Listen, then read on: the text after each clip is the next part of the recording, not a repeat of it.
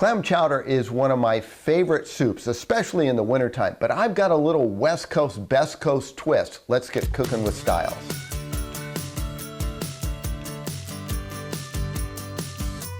So for your clam chowder, it's really about layering the flavor. So we're gonna start with about a tablespoon of olive oil in here, and I've got my bacon strips cut up into even smaller bacon strips. I'm gonna go with about 4 here. We're gonna fry this up. It's gonna take about 8 to 10 minutes to get it golden brown. We've all cooked bacon, you know how to do it, so just keep an eye on it. All right, the bacon's just about done. I'm gonna pull some of this bacon fat off, and I can always add it more of it in when I'm ready. So we've got that off. Let's take our leeks, and we'll get our leeks in there. And I've cleaned these and sliced them nice and fine.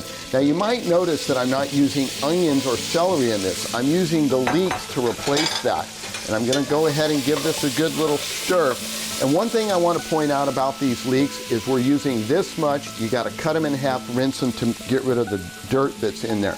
To this, I'm gonna add about a ½ teaspoon of fresh cracked pepper.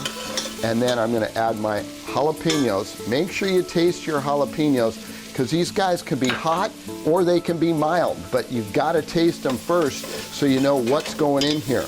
We're using the jalapeno instead of Tabasco, which most clam chowder soups use. All right, we've been sauteing these leeks for about 2 or 3 minutes. We're gonna add in a nice tablespoon of fresh garlic, and to that, I'm gonna add 3 tablespoons of flour.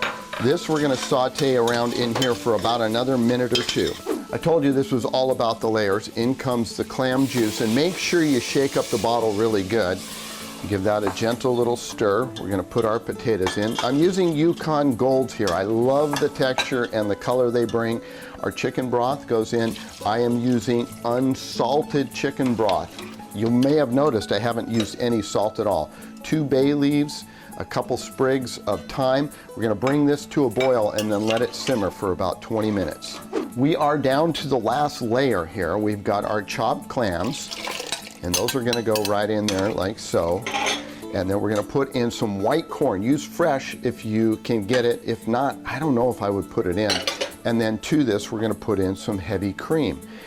We're working on a medium lower heat right now, but we're gonna bring this heat back up to medium high to bring it to a boil, and then let this simmer for 10 more minutes. Last step in the progression, removing the bay leaf and thyme. This is ready to bowl up. Now, if you want your chowder a little bit thicker, you can go ahead and put in some extra flour when you're doing that stage of it. We're gonna get some nice scoops here of the clam chowder with plenty of those clams and bacon in there.